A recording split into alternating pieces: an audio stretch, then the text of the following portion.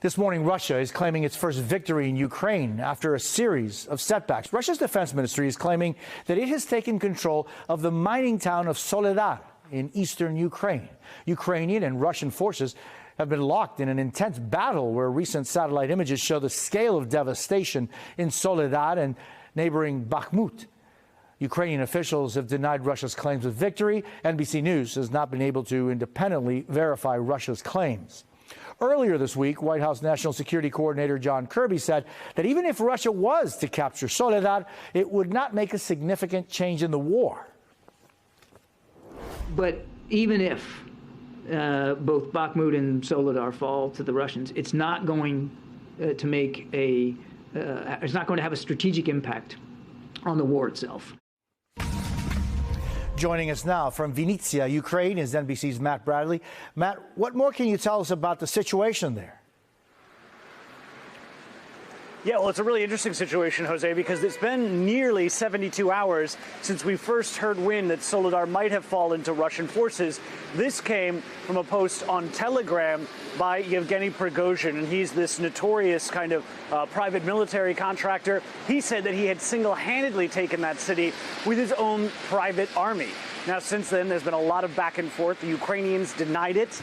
The Russians, the Kremlin even denied it. And the news today is that we're now hearing from the Russian Ministry of Defense, Russia's proper army, not some private military force, saying that, yes, indeed, Russians have taken that eastern city of Soledar.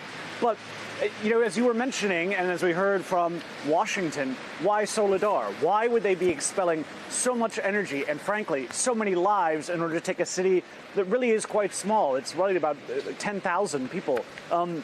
And this is something that has puzzled Ukrainians in Kyiv as well.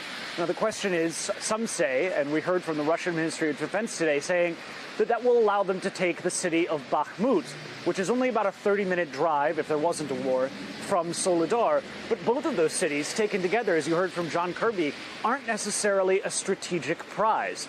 In what we've heard from military analysts is that really, if anything, this is more of a trophy for Prigozhin himself. And again, Yevgeny Prigozhin, is the man who runs the Wagner Group, that private military contractor who has been boasting for the past several days that it's his group, his army, that has done this deed and has made actually the first real victory for Russian forces ever since the summer.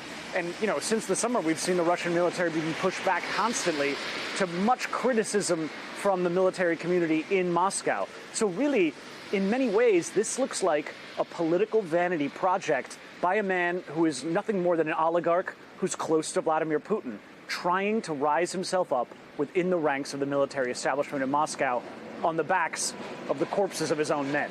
Jose? Matt Bradley in Vinnytsia, Ukraine, thank you.